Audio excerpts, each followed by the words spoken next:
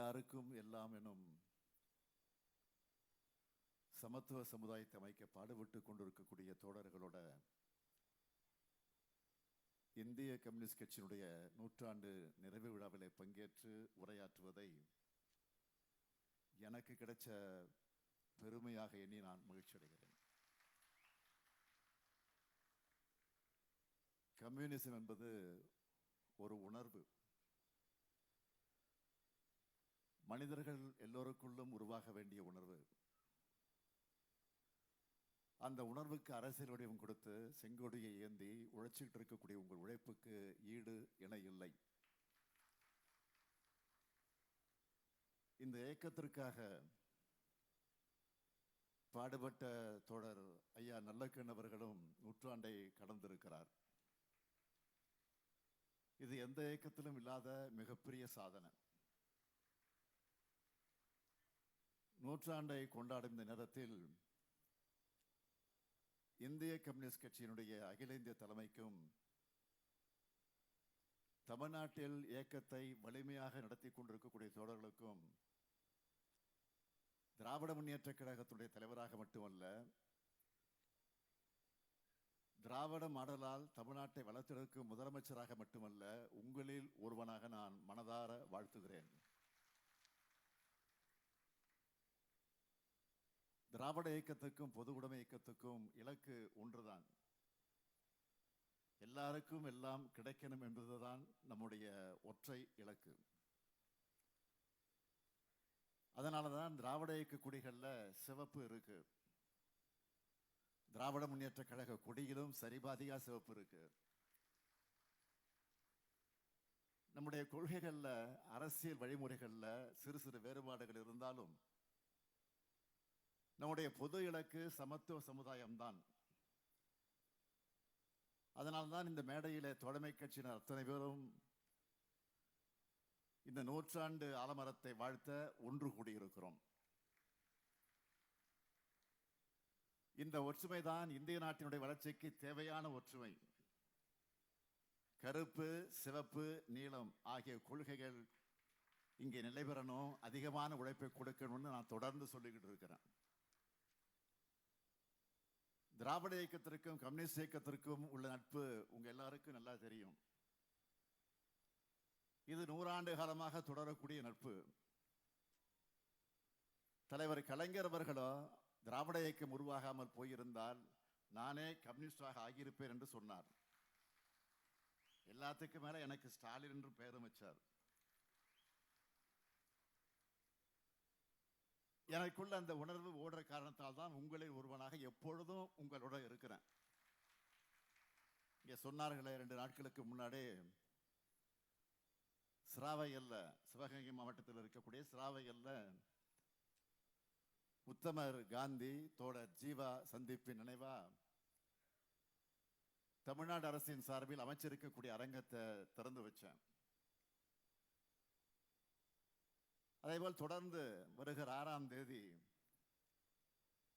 Chennai Connemara நூலக வளாகத்தில் அமைக்கப்பட்டுள்ள காரல் மார்க்ஸ் சிலையை வருகின்ற 6ஆம் தேதி திறந்து வைக்க இருக்கிறேன். இப்படி உங்கள ஒருவன நானும், என்னில் பாதியா நீங்களும் இருப்பதால் தான் ஸ்டாலின் என்று நினைக்கும் போதெல்லாம் என்னுள் சிவப்பு வந்து குடிகொள்கிறது. நமக்குள் இருக்கக்கூடிய நட்பு என்பது தேர்தல் அரசியலை கடந்த நட்பு. சாதியவாதம், வகுப்புவாதம், பெரும்பான்மைவாதம், எதேச்சதிகாரவாதம்னு மக்களை ஒடுக்கக்கூடிய அத்தனைக்கும் எதிராக ஜனநாயக சக்திகள் ஒற்றுமையுடன் ஓரணியில் என்று பணியாற்றணும்னு என்ற நோக்கத்தில் உருவான தோழமை நம்முடைய தோழமை. நான் உறுதியா சொல்றேன், இந்த தோழமைதான் பாசிசத்தை ஒழிக்கும், வீழ்த்தும். இந்த தோழமைதான் எதாச்சாதிகாரத்தை வீழ்த்தும். இந்த தோழமைதான் மதவாதத்தை வீழ்த்தும். இந்த தோழமைதான் சர்வாதிகாரத்தை வீழ்த்தும். நம்முடைய இந்த நோக்கங்களுக்கு எதிராக இருக்கிறவங்க என்னென்னவோ கனவுகளை கண்டாங்க. இந்த ஒற்றுமையை சிதைக்க முடியுமான்னு பார்த்தாங்க. ஆனா அவங்களுடைய எண்ணங்கள் தான் சிதைஞ்சு போயிருக்கு. நம்முடைய இந்த தோழமை எந்த சக்தியாலும் பிரிக்க முடியாது. ஏன்னா இது எண்ணிக்கைக்காக அமைஞ்ச கூட்டணி இல்லை, எண்ணங்களுக்காக அமைஞ்சிருக்கக்கூடிய கூட்டணி. நம்முடைய இந்திய நாட்டையும் தன்மானமிக்க தமிழ்நாட்டையும் காக்க என்கின்ற அந்த உயர்ந்த எண்ணத்தை லட்சியமாக கொண்டு அமைஞ்சிருக்கக்கூடிய கூட்டணி. பாசிச பாஜக தன்னுடைய ஆக்டோபஸ் கொடுமையாக எல்லா பக்கமும் நீட்டி கபலீகரம் செஞ்சுட்டு இருக்கு. இந்திய நாடு இதுவரை காப்பாற்றி வைத்த இந்த அனைத்து விழுமியங்களையும் சிதைக்கிற செயலை ஒன்றிய பாஜக அரசு செஞ்சுக்கிட்டு இருக்கு. இந்திய அரசியலமைப்பு சட்டத்தோட கோட்பாடுகளை தங்களுக்கு ஏற்ற மாதிரி சிதைக்கிற வேலையில ஈடுபட்டு வராங்க. வேற்றுமையில ஒற்றுமை என்பதை அழிச்சு ஒற்றுமைத்தன்மை கொண்ட நாடா மாத்த நினைக்கிறாங்க. பாஜக எவ்வளவு ஆபத்தானது, எவ்வளவு குறுகிய சிந்தனை கொண்டது, எந்த அளவுக்கு பன்முகத்தன்மைக்கு எதிரானது என்றால், அவர்களை பொறுத்த வரைக்கும் ஒரே நாடு என்றால் அதுல ஒரு மதம், ஒரு மொழி, ஒரு பண்பாடு, ஒரே ஒரு தலைமைதான் இருக்கணும். மாநிலங்களுடைய வளத்தை சூறையாடி ஒன்றியத்தில் குவிக்கிறாங்க. மாநில அரசுகளுக்கு எந்த அதிகாரம் இருக்கக்கூடாதுன்னு நினைக்கிறாங்க. மதச்சார்பின்மை, சோசியலிசம், சமநீதி, சமூக நீதி, பொது உடைமை, பொது உரிமை உள்ளிட்ட அந்த சொற்களை கேட்டாலே பாஜக கசக்குது. இந்த சொற்களை எல்லாம் ஆட்சியில் இருந்து மட்டுமல்ல அதிகாரத்திலிருந்து அழிக்கணும்னு துடிக்கிறாங்க. பறந்து விரிந்த நம்மோட இந்தியா இப்போ மிகப்பெரிய நெருக்கடிக்கும் ஆபத்துக்கும் ஆளாகி இருக்கிறது. கடந்த நாடாளுமன்ற தேர்தலில் பாஜக நினைச்ச மாதிரி 400 இடங்கள் 370 இடங்கள் என்று வெற்றி பெற்றிருந்தா இப்போ இருக்கிறத விட இன்னும் மோசமாகி இருக்கும். இந்தியாவில் இருக்க ஜனநாயக சக்திகளை எல்லாம் இன்றைக்கு இணைச்சு இந்தியா கூட்டணியை உருவாக்கி பாஜக வேகத்தை குறைச்சிருக்கிறோம். ஆனாலும் பெரும்பான்மை இல்லாத நேரத்திலேயே பாஜக தன்னுடைய கொடூரமான நகங்களை எல்லாம் பயன்படுத்தி ஜனநாயகத்திற்கு காயங்களை ஏற்படுத்திக்கிட்டு இருக்கு. இந்த சூழல்ல எல்லோரும் குறிப்பிட்ட அடிப்படையில் நாம எச்சரிக்கையாகவும் கவனமாகவும் இருக்கணும். ஏன்னா வரப்போற சட்டமன்ற தேர்தல் என்பது தமிழ்நாட்டுக்கும் என்டிஏ கூட்டணிக்கு நடக்கிற தேர்தல். இதை மக்கள் நல்லா புரிஞ்சுக்கணும். தமிழுக்கும் தமிழினத்துக்கும் தமிழ்நாட்டுக்கும் அடுக்கடுக்காக துரோகங்களை செஞ்சுட்டு துரோகங்களுக்கு ஏத்த கொடுமைகளை கொத்தடிமைகளை எல்லாம் ஒண்ணு சேர்த்து அவங்க முதுகலை ஏறி வருது பாஜக. இடி, ஐடி, சிபிஐ வழக்குகளை காட்டி மிரட்டி அமைக்கப்பட்டிருக்கக்கூடிய அந்த தேர்தல் கூட்டணியோட தேர்தல் பரப்புரைக்கு வந்த மாண்புமிகு மோடி அவர்கள் அதிமுக என்கிற பெயரையே சொல்லல. ஏன் அவர் அதிமுகவோட பேரை சொல்லல தெரியுமா?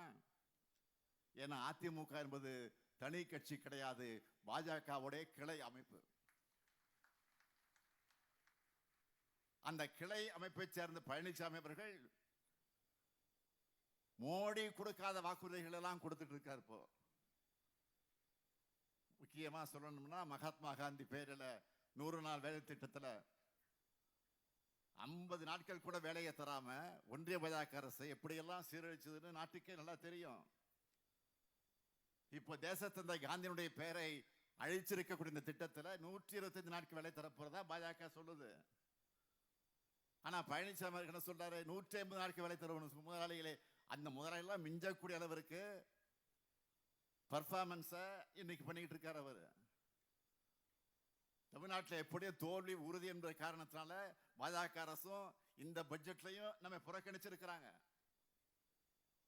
இந்த லட்சணத்துல நேரடியா பாஜக ஆட்சின்னு சொல்ல கூச்சப்பட்டு டபுள் இன்ஜின் ஆட்சின்னு சொல்லிட்டு இருக்காங்க. பாஜக சொல்ற டபுள் இன்ஜின் என்பது டப்பா இன்ஜின் நாட்டு மக்கள் நல்லா உணர்ந்திருக்கிறாங்க. எடுத்துக்காட்டுக்கு சொல்றேன், போதை மருந்து கிடத்தலாம் பாஜக ஆளக்கூடிய குஜராத்தை பாருங்க. குற்ற சம்பவங்களா பாஜக ஆளக்கூடிய உத்தரப்பிரதேசத்தை பாருங்க. மாநிலமே பற்றி எரிகிறதா பார்க்கணுமா? பாஜக ஆட்சி செஞ்ச மணிப்பூரை பாருங்க. இன்னும் சொல்றேன், பட்டியலின மக்களுக்கு எதிரான வன்கொடுமைகள் அதிகமாக நடக்கிற மாநிலங்களா ஒன்றிய அரசோட புள்ளி விவரங்களே சொல்லுத. எந்த மாநிலம் என்று? உத்தரப்பிரதேசம், ராஜஸ்தான், மத்திய பிரதேசம். இந்த 3 மாநிலங்களையும் பாஜக தானே ஆண்டு கொண்டிருக்கிறது, ஆட்சி நடத்தி கொண்டிருக்கிறது. சரி, முதல் 3 மாநிலங்கள் மட்டும்தானா? அடுத்த 3 இடங்கள் இருக்கிறது யாரு? பீகார், ஒடிசா, மகாராஷ்டிரா. இந்த 3 மாநிலங்களையும் பாஜக தான் ஆட்சியில் இருக்கு. இதுதான் டப்பா என்ஜினுடைய லட்சணம். நாட்டுக்கு முன்னோடியான திட்டங்களை தமிழ்நாட்டை பொறுத்த வரைக்கும் நாம் இன்றைக்கு செயல்படுத்திக்கிட்டு இருக்கிறோம்.